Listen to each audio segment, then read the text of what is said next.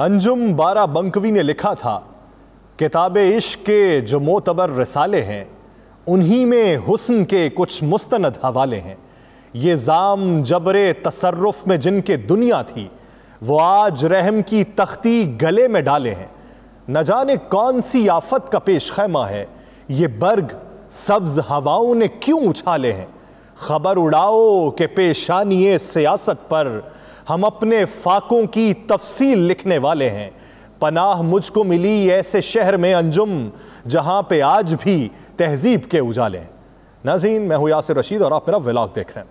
नाज़रीन, आज के व्लॉग में बात होगी कि जेलों में जाकर पाकिस्तान तहरीक इंसाफ के रहनुमाओं से मुलाकात क्यों और कौन कर रहा है। क्या पाकिस्तान तहरीक इंसाफ की सियासत में वापसी हो रही है? क्या सियासत छोड़ने का ऐलान करने वाले अचानक सियासी बातें करने लगे हैं तो ये कुछ करने वाले हैं? क्या पीटीआई को छोड़ने वालों को नून लीग ने लेने से इनकार कर दिया है? कितने नए लोगों को पीटीआई टिकट्स देगी? माइनस इमरान क्या फाइनल हो चुका है? इलेक्शन होंगे तो कब, और अगर अभी नहीं तो फिर कितने सालों बाद होंगे? IMF से पाकिस्तान का फड्डा क्यों हुआ है? ऑडियो लीक्स पर तफरीक पैदा करके मकासद हासिल करने या फैसला करवाकर क्या चाहते हैं? इमरान खान को अदालत से मिलने वाले रिलीफ कब तक मिलते रहेंगे? तो बात करते हैं पहले मौजू की कि जेलों में जाकर पाकिस्तान तहरीक इंसाफ के रहनुमाओं से मुलाकात क्यों और कौन कर रहा है। फवाद हुसैन चौधरी, आमिर कियानी, महमूद मौलवी, इमरान इस्माइल ने जेल में शाह महमूद कुरैशी से मुलाकात की है। उन्होंने मीडिया से गुफ्तगू की और उसमें बेतहाशा लोगों के नाम लिए गए जिनसे राबिते करने की बातचीत हुई है। फवाद हुसैन चौधरी का कहना था कि समझते हैं कि 9 मई के वाक़यात में मुलव्वस अफराद के खिलाफ कानून के मुताबिक कार्रवाई आगे बढ़ेगी। 25 करोड़ अवाम को नवाज शरीफ और आसिफ अली जरदारी के सहारे नहीं छोड़ा जा सकता, ना ही अवाम को PDM में शामिल जमातों के सहारे छोड़ा जा सकता है। इस हुकूमत को अपोजिशन के बगैर ऐसे खुला नहीं छोड़ा जा सकता। उन्होंने कहा कि पीटीआई के साबिक रहनुमाओं से तफसीली तौर पर गुफ्तगू हुई है, जिनमें अली जैदी, परवेज़ खटक, असद उमर, फ़ारूक हबीब और आतिफ खान से राबिता हुआ। शाह महमूद कुरैशी से यहाँ मुलाकात के लिए आए, तफसीली गुफ्तगू हुई। हमारा मानना है कि पाकिस्तान के मुस्तहकम हल की तरफ जाना है। फवाद हुसैन चौधरी का कहना था कि जो कुछ हुआ हमारी इज्तमाई जिम्मेदारी थी कि ना होता। अपने बेगुनाह कारकुनों को जेलों से रिहा करवाना भी हमारी जिम्मेदारी। ये भी ख्याल रहे कि गुज़श्ता दिनों ही फवाद हुसैन चौधरी, आमिर कियानी, इमरान इस्माइल और मौलवी महमूद ने पार्टी और सियासत से किनारा कशी का ऐलान किया था। अब इससे क्या मंजर सामने आता है? मुस्तनद ज़राए ये बताते हैं कि पार्टी पर पाबंदी को रुकवाने के हवाले से भाग दौड़ जारी है और इसमें -1 फार्मूले पर इत्तफाक किए जाने की तगोदो जारी है।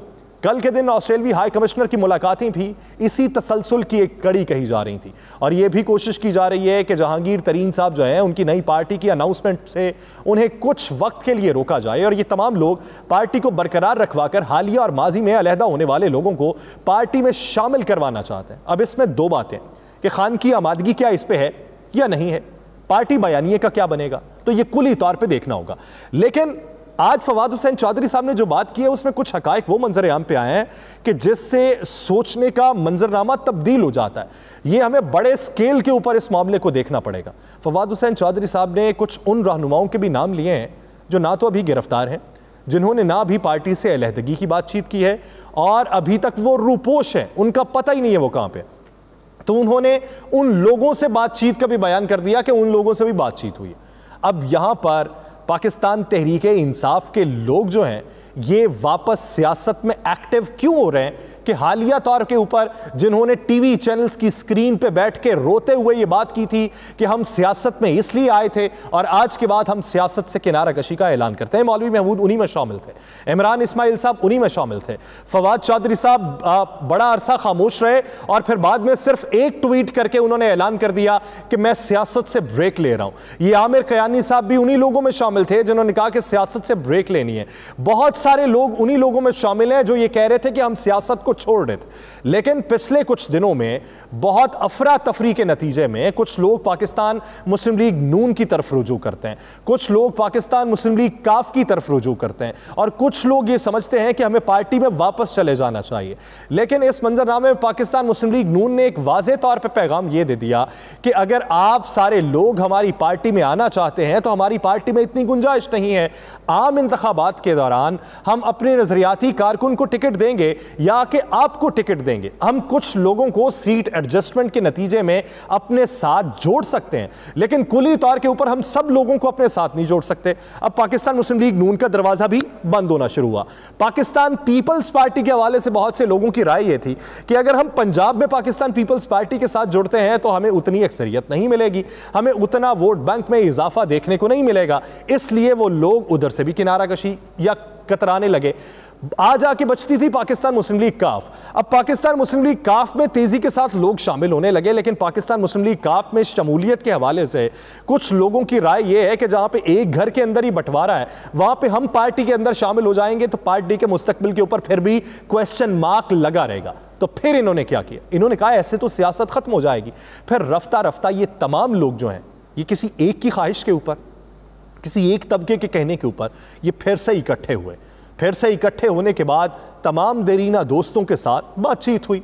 बातचीत करने के बाद इन्होंने यह तय किया कि अगर खान साहब को पार्टी से माइनस करवाते हैं तो पार्टी भी बच जाएगी, हम तमाम लोगों की सियासत भी बच जाएगी, हमारे पास वोट बैंक भी मौजूद होगा और आने वाले दिनों में हम फिर से पुराना बयानिया भी दोहरा सकते हैं जो पीडीएम मुखालिफ होगा। अब इस नतीजे के अंदर ये तमाम तर मेल मुलाकातें जारी थीं। अब इससे एक चीज़ तो वाज़ेह होती है, जिस तरह आज आके इरफान कादिर साहब ने धुआंधार प्रेस कॉन्फ्रेंस की और उसमें यह कहा कि अल कादिर ट्रस्ट जो है ये केस इंतहाई मजबूत है, लंदन से जो पैसा पाकिस्तान के अंदर मुंतकिल होना था तो इन्होंने लंदन वालों को भी ख्वाब खरगोश में रखा, उनकी आंखों पर भी पट्टी बांध दी और उन्हें यह बताया कि यह पैसा पाकिस्तानी रियासत को जा रहा है। लेकिन लंदन वालों को अगर यह पता होता कि ये एक ट्रस्ट के नाम पे जाना है या उसी मुलजिम को वापस चला जाना है जिसका पैसा हमने जब्त किया हुआ था, तो लंदन वाले शायद ये पैसा ना भिजवाते। उनके नज़दीक ये केस बेहद मजबूत है और उनके नज़दीक खान साहब की नाहली इसी केस में हो सकती है। अब खान साहब की नाहली के बाद उनके पास नजर सानी का भी ऑप्शन है, ये एक अलग मुअम्मा है, लेकिन मंजरनामे के तहत खान साहब को माइनस, ये दोबारा सारे लोग इन। अब उससे पार्टी बयानिया किस हद तक मजबूत रहेगा, क्योंकि पार्टी बयानिया तो यह था कि कप्तान है तो पार्टी है, कप्तान नहीं तो पार्टी नहीं। अब कप्तान माइनस शाह महमूद कुरैशी या परवेज खटक इन, क्योंकि चौधरी परवेज इलाही साहब इस तकिया किए हुए बैठे थे कि पार्टी की सदारत उनके हाथ आ जाएगी। पूरे मंजरनामे में चौधरी परवेज इलाही नहीं है, पार्टी सदारत उनके हाथ में आती हुई दिखाई नहीं दे रही। सेकंड ऑप्शन जो सेकंड टियर लीडरशिप है, उसमें जो सेकंड ऑप्शन है वो शाह महमूद कुरैशी साहब हैं। कुरैशी साहब ना माने तो परवेज खटक साहब हैं, परवेज खटक साहब को पार्टी की सदारत दे दी जाएगी। अब देखना यह है कि पार्टी के अंदर ये जो दो शख्सियात हैं, इन दो शख्सियात के अपने अपने भी धड़े हैं। माजी करीब के अंदर इन्हीं के धड़े की वजह से पार्टी से बेशुमार लोग नाला हुए। ये जहांगीर तरीन जो ग्रुप पार्टी से अलहदा हुआ, ये कुरैशी साहब की वजह से हुआ। वो ये समझते थे कि कुरैशी साहब अपना असर और रसूख पार्टी में बनाना चाहते थे, तो इस वजह से अब कुरैशी साहब पार्टी में आते हैं तो पार्टी किस हद तक मजबूत होगी। खान साहब को माइनस कर दिया जाता है तो खान साहब किस हद तक खामोश रहेंगे। तीसरी बात यह कि वोटर्स का एतमाद किस हद तक बहाल रहेगा, क्योंकि वोटर्स में बेशुमार लोग जो हालिया ये राय रखते हैं कि जो पार्टी से अलग हुए ये अलग हो गए, तो ये कचरा था जो पार्टी से अलग हो गया। पार्टी के साथ वही है जो नजरियाती कारकुन है, और पार्टी अगर मजम्मत कर रही है उन वाकयात की तो मजम्मत करनी चाहिए और बेहतरी के लिए आगे बढ़ना चाहिए। वोटर्स पार्टी का साथ नहीं छोड़ेंगे। अब खान साहब माइनस हैं, ये इन हैं, तो किस हद तक वोटर्स का एतमाद रहता है, ये दूसरी बड़ी बात है। पार्टी का नाम चेंज करके पाकिस्तान तहरीक इंसाफ अवामी रखने की सोच इस वक्त पनप रही है, और यह फैसला भी किसी जगह पे हो चुका है कि पीटीआई अवामी यानी पीटीआईए एक नई पार्टी रजिस्टर्ड करवाई जाएगी। पीटीआई वहीं पे खड़ी रहेगी क्योंकि खान साहब उससे अलहदगी इख्तियार नहीं करेंगे। वो एक लंबा प्रोसीजर होगा, उस लंबा प्रोसीजर वो इसलिए होगा कि खान साहब की जब नाअहली होगी उसके बाद एक नया केस दायर किया जाएगा जिससे पार्टी सदारत यानी पार्टी की चेयरमैनशिप से हटवाने के लिए दरखास्त दायर की जाएगी। अब वो लंबा प्रोसेस है, उस लंबा प्रोसेस से पहले ये करना चाहते हैं कि एक नई पार्टी रजिस्टर्ड करवाई जाए, ये वोटर्स उस तरफ माइल करवाए जाएं, ये तमाम के तमाम लोग उस पार्टी में लाए जाएं। यानी ये तो फिर पार्टी के पैरेलल एक पार्टी हो गई, पार्टी पे पाबंदी भी नहीं लग रही और पार्टी का एक नया नाम भी आ रहा है। तरीके से लेवल प्लेइंग हो सकती है जिसके नतीजे में कैसी हुकूमत वजूद में आएगी उसका अंदाजा लगाइए। जो हुकूमत होगी मिक्स फ्रूट चाट होगी, जिसके अंदर 2/3 अक्सरियत किसी को हासिल नहीं हो पाएगी, जिसके तहत कोई 3 से 4 बड़ी तगड़ी पार्टियां मिलकर ही हुकूमत बना सकती हैं और उस हुकूमत को किसी भी वक्त एक पार्टी को अलहदा करके गिराया जा सकता है। हुकूमत कितनी मजबूत होगी, ये एक बहुत बड़ा क्वेश्चन मार्क है। माजी करीब के अंदर हमने ऐसे तजर्बात कई किए हैं जिसके नतीजे में हमें यह भुगतना पड़ा है कि हुकूमत मजबूत नहीं थी, जिसकी वजह से देर पा फैसले नहीं हो पा रहे थे। अब अगले मौजू की तरफ आते हैं कि कितने नए लोगों को पीटीआई टिकट्स देगी, यानी पीटीआई से मुराद खान साहब टिकट देंगे। खान साहब फैसला कर चुके थे, इसी के पेश नज़र ये फुर्तियां आपको दिखाई दे रही हैं। खान साहब ने ये फैसला किया कि वो लोग जो पार्टी से अलहदा हो गए, उनमें खान साहब की जहनीत के मुताबिक कुछ लोग मजबूरी के तहत अलग हुए हैं, अपने ख़ानदान की वजह से अलग हुए हैं, तो वो लोग पार्टी में वापस आ जाएंगे। उन हलकों को छोड़ के नए हलकों के बारे में बातचीत होना शुरू हुई। एक मामला तो ये भी है कि खान साहब के ज़मानती मचलके जमा करवाने कौन जाएगा, तो दूसरी तरफ खान साहब अंदर ही अंदर पूरी तैयारी करके भी बैठे हुए हैं कि किसको टिकट देनी है, कितने नए नजरियाती कारकुन आएंगे। अभी तक 110 के करीब पाकिस्तान तहरीक इंसाफ के रहनुमा जो हैं वो पाकिस्तान तहरीक इंसाफ से अलहदगी इख्तियार कर चुके हैं, लेकिन खान साहब के ज़राए ये बताते हैं कि वो तकरीबन 150 के करीब नए नाम फाइनल कर चुके हैं जिन लोगों को टिकट देनी है। तो इलेक्शन होंगे तो कब होंगे, और अगर अभी नहीं हुए तो फिर कितने सालों बाद होंगे। बात ये हो रही है कि नवंबर या अक्टूबर, इसके दौरान ही इलेक्शन करवा लिया जाए। हुकूमत एक और ऑप्शन के ऊपर गौर कर रही है, यानी 18 अक्टूबर की अगर 18 सितंबर की अगर तारीख है असेंबली की मुद्दत पूरी होने की, अगर उससे एक दिन पहले भी असेंबली तहलील कर दी जाए तो फिर वो जो कुलिया है 60 दिन के अंदर इलेक्शन होने का, वो कुलिया तब्दील होकर 90 दिन इलेक्शन में हो जाएगा, क्योंकि वक्त से पहले उसकी तहलील होगी। और ये हुकूमत ऑप्शन पे गौर कर रही है। उसके लिए वो ये समझती है कि इलेक्शन की तैयारियों के लिए वक्त चाहिए। वो अपनी कैंपेन को 60 दिनों के अंदर नहीं बल्कि 90 दिनों तक मुहित रखना चाहते हैं, और इसके लिए गौर किया जा रहा है कि 90 दिनों वाली बात की जाए। दूसरी तरफ अगर बजट में कुछ मसाइल का सामना आता है और इस साल इलेक्शन नहीं करवा पाते तो फिर 10 से 11 साल का एक मंजरनामा वजह है कि 10 से 11 साल की एक और हुकूमत भी आ सकती है। वो हुकूमत अगर आएगी तो फिर तमाम सियासी पार्टियों के मुस्तकबिल के ऊपर सवालिया निशान लग जाएगा। तो ये सारी फुर्तियाँ इसी तनाजुर में दिखाई दे रही हैं। जरदारी साहब की हलचल जो आपको दिखाई दे रही है, जहांगीर तरीन साहब की मीटिंग्स जो आपको दिखाई दे रही हैं, काफ लीग में धड़ाधड़ शमूलियतें आपको दिखाई दे रही हैं, नून लीग के जलसे पे जलसे यूं ही नहीं हो रहे, ये एक इशारे के पेश नजर हो रहे हैं। साबिक सदर आसिफ अली जरदारी ने लाहौर में डेरे जमाए और जनूबी पंजाब से 15 से जायद साबिक अरकान असेंबली की पीपल्स पार्टी में शमूलियत का इम्कान है। पीपल्स पार्टी के शरीक चेयरमैन आसिफ अली जरदारी साहब आज न्यूज़ कॉन्फ्रेंस करेंगे, तो देखना यह कि उस न्यूज़ कॉन्फ्रेंस में क्या फैसले किए जाते हैं। 2 रोज़ के इस दौरे में चौधरी शुजात और दीगर रहनुमाओं से भी आम मुलाकातें मुतवक्के हैं, और ज़रा ये बताते हैं कि पाकिस्तान पीपल्स पार्टी जो है ये आने वाले इलेक्शन में पंजाब में पाकिस्तान मुस्लिम लीग काफ के साथ इत्तेहाद करना चाहती है। तो दूसरी तरफ जहांगीर तरीन जो है वो अपनी पार्टी के क़याम के हवाले से मुशावरती अमल को तेज़ कर चुके हैं। जहांगीर तरीन ने गुज़श्ता 2 रोज़ के दौरान 20 के करीब अहम सियासी रहनुमाओं से मुलाकातें की हैं और मुलाकातों में मुख्तलिफ अहम उमूर पर तबादला ख्याल हुआ है। जहांगीर तरीन से खैबर पख्तूनख्वा से मुख्तलिफ सियासी रहनुमाओं ने मुलाकातें की। साबिक रुकने कौमी असम्बली जी जमाल और साबिक MP जरगुल खान भी उस मुलाकात में शामिल थी। अब तरीन ग्रुप जो है वो पंजाब के अंदर पाकिस्तान मुस्लिम लीग नून से इत्तेहाद करना चाहता है, ये उनके साथ सीट एडजस्टमेंट करना चाहता है।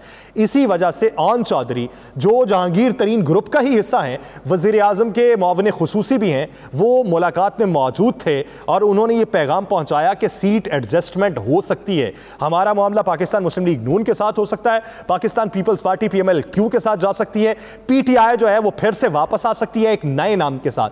ये पूरा सियासी मंजरनामा है। इसमें कारकुनान या अवाम किस हद तक राजी होंगे, ये एक बेहतरीन अमर है, और यही वो मौका है जहाँ से कोई टर्निंग पॉइंट वज़ा हो सकता है, जहाँ से ख़यालात में तब्दीली आ सकती है, जहाँ पे नज़रियात में तब्दीली आ सकती है, जहाँ पे तर्ज़ सियासत पाकिस्तान का तब्दील हो सकता है। मुआशी मंजरनामा यह है कि IMF के साथ फड्डा हुआ है। वज़ीर ममलिकत बराए ख़जाना आयशा गौस पाशा ने कहा कि पाकिस्तान कानून के मुताबिक ही चल रहा है, क्योंकि IMF मिशन चीफ ने बयान दिया था कि पाकिस्तान में हम आईन और कानून की हुक्मरानी चाहते हैं और हम ये चाहते हैं कि जो भी अमल हो वो कानून के मुताबिक हो। तो उस पर आयशा गौस पाशा ने कहा कि ये गैर मामूली नौइयत का बयान है, पाकिस्तान के अंदरूनी मामलात में मुदाखलत IMF का मैंडेट नहीं है। आयशा गौस पाशा ने कहा कि कर्ज प्रोग्राम में ताख़ीर पाकिस्तान और IMF दोनों के मफाद में नहीं है। वज़ीर आज़म ने MD IMF को शराइत पर अमल दरामद और प्रोग्राम मुकम्मल करने की यकीन दहानी करवाई और उम्मीद है कि नए बजट से पहले स्टाफ लेवल मुआहिदा हो जाएगा और 30 जून को IMF प्रोग्राम खत्म हो जाएगा। IMF से डील ना हुई तो वजारत खजाना आंखें बंद करके नहीं बैठी,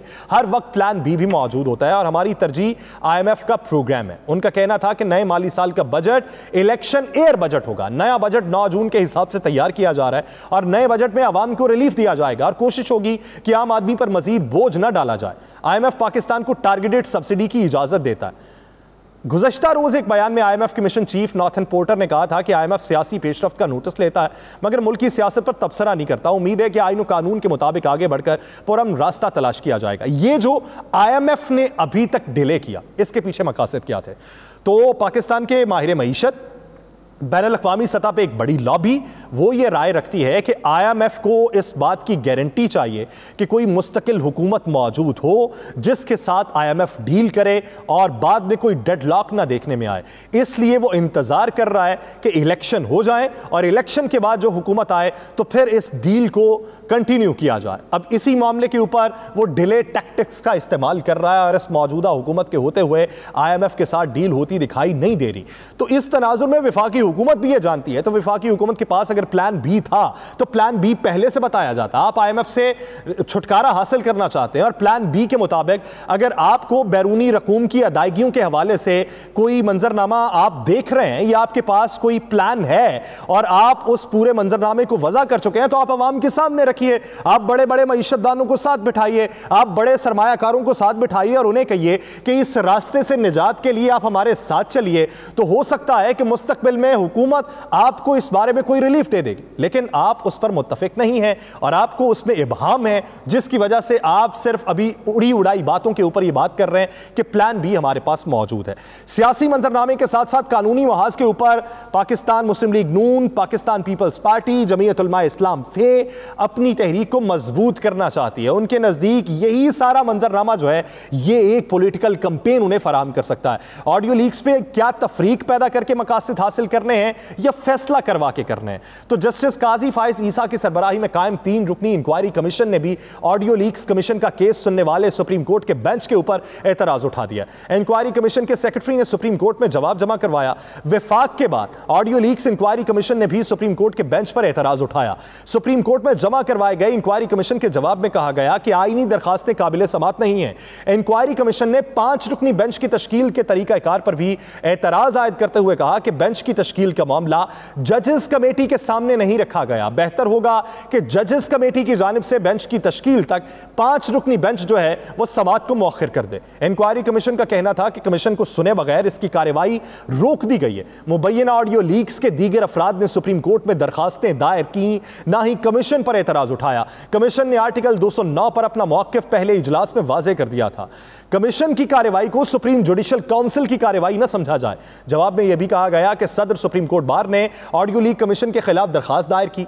चीफ जस्टिस उमर अता बंदियाल की सरबराही में 5 रुकनी बेंच ये केस ना सुने।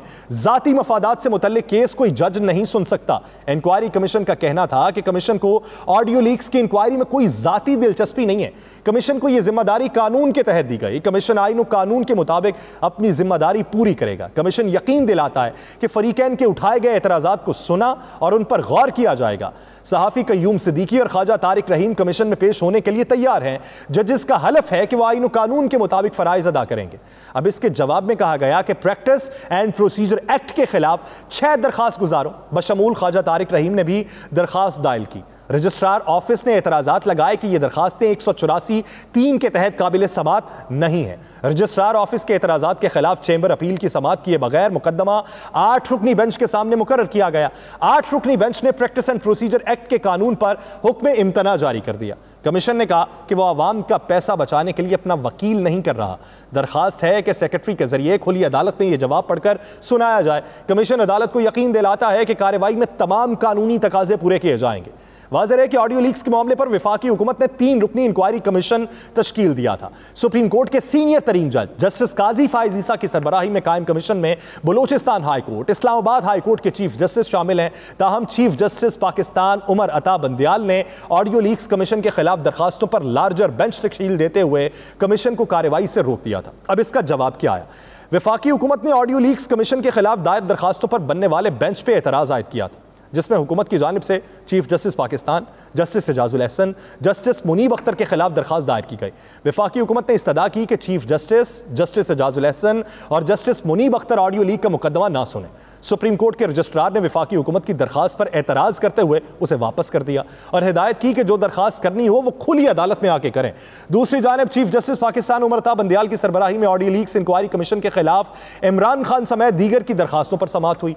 दौरान समाअत चीफ जस्टिस ने कहा कि हमारे पास मौजूदा केस में कुछ दरखास्तें आई हैं, उनको केस में शामिल कर लेंगे। अटॉर्नी जनरल की दरखास्त पर पहले समाअत करेंगे और बेंच पर एतराज़ के मामले पर अटॉर्नी जनरल के दलाइल सुनेंगे। चीफ जस्टिस पाकिस्तान ने कहा कि बेंच पर एतराज़ पर गुज़श्ता समाअत में फैसला नहीं किया था, अब नई दरखास्तों पर अगले हफ्ते दलाइल को सुनेंगे। फिर बाद में अदालत ने केस की समाअत आइंदा हफ्ते तक मुलतवी कर दी। अब इस मामले पे वफाकी हुकूमत बड़ी खुश है कि एक रिफ्ट पैदा हुआ है सुप्रीम कोर्ट के अंदर, और वो रिफ्ट जो है वो उनको सियासी तक़वियत फराहम कर रही है। तो दूसरी तरफ इस्लामाबाद हाई कोर्ट से भी रिफ्ट सामने आता है। अगर चीफ जस्टिस एतराज़ कर रहे हैं सुप्रीम कोर्ट के चीफ जस्टिस के बेंच में बैठने पे, तो वहां पे जजेस कुछ और फैसले भी दे रहे हैं। जजेस ने फैसला दिया कि ऑडियोज रिकॉर्ड कौन करता है। इस्लामाबाद हाई कोर्ट ने हुकूमत से जवाब मांगा है। अदालत ने स्पीकर की कायम करदा ऑडियो लीक तहकीकाती कमेटी को साकिब निसार के बेटे के खिलाफ कार्रवाई से रोक दिया। तहकीकाती कमेटी में नजमुल साकिब की तलबी का नोटिस भी मुअत्तल कर दिया गया। समाअत 19 जून तक मुलतवी कर दी गई। लतीफ़ खोसा साहब जो माहिर कानून है, साबिक गवर्नर पंजाब भी हैं, पाकिस्तान पीपल्स पार्टी के सीनियर रहनुमा, ये अलग बात है कि वो अब उन्हें ऑन करते हैं या नहीं करते, लेकिन आजकल वो पाकिस्तान तहरीक इंसाफ के केसेस को तंदही से अंजाम देते हैं। उन्होंने दलाइल दिए कि ऑडियो लीक दो प्राइवेट लोगों के दरमियान बातचीत होती है, स्पीकर और असेंबली को प्राइवेट मामला देखने का इख्तियार नहीं है। तो ये वो मामला है कि जिसके ऊपर रिफ्ट जो है ये सियासी नैरेटिव के हवाले से इस्तेमाल की जा रही है। अब बात करते हैं खान साहब को अदालत से मिलने वाले रिलीफ कब तक मिलते रहेंगे।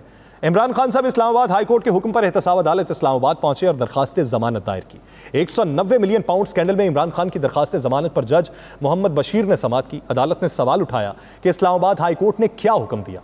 इमरान खान के वकील ख्वाजा आरिस ने कहा कि इस्लामाबाद हाई कोर्ट ने 3 दिन का वक्त दिया कि मुतल्लिका अदालत से रुजू करें। जज मोहम्मद बशीर ने कहा कि तो आपने तो आज ही दरखास्त दायर कर दी है। वकील ने कहा कि इमरान खान की दरखास्त जमानत तैयार रखी थी कि ज़रूरत पड़ी तो आज ही दायर कर देंगे। 17 जून को ATC भी तो आना है। एहतसाब अदालत ने 5 लाख के मचलकों के एवज इमरान खान साहब की 19 जून तक जमानत मंजूर कर ली। इससे कबल इस्लामाबाद हाई कोर्ट ने 190 मिलियन पाउंड स्कैंडल में इमरान खान की अबूरी जमानत में 3 दिन की तौसीह करते हुए उन्हें एहतसाब अदालत से रुजू करने की हिदायत की थी। खान साहब दरखास्त जमानत में पेशी के लिए इस्लामाबाद हाई कोर्ट पहुंचे तो अदालत और अतराफ में सख्त सिक्योरिटी के इंतजाम थे। खान साहब के साथ उनकी अहलिया बुशरा बीबी भी लाहौर से आई थी, जो कि दौरान समाअत गाड़ी में मौजूद रहीं। एक तरफ वो मौजूद रहीं तो दूसरी तरफ जब वो एहतसाब अदालत गई तो खान साहब बाहर तक मौजूद थे। ये जमानतें मिलती रहीं, ये जमानतें तब तक मिलती रहेंगी जब तक खान साहब की नाअहली के लिए फैसला नहीं हो जाता। फैसला होगा तो जमानतें मिलने का तसलसल भी कहीं ना कहीं पर टूटने लगेगा।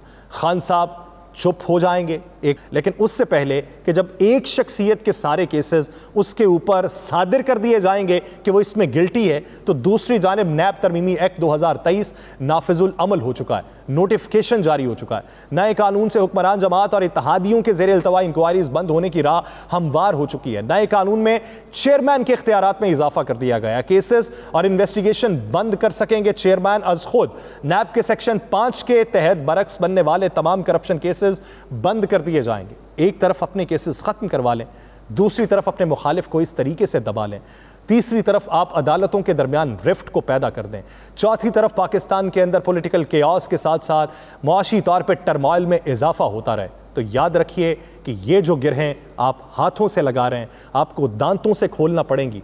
तो हो सकता है ये तब ना खुलें। सोचिए। मुझे दीजिए इजाज़त। अल्लाह ने के बाद।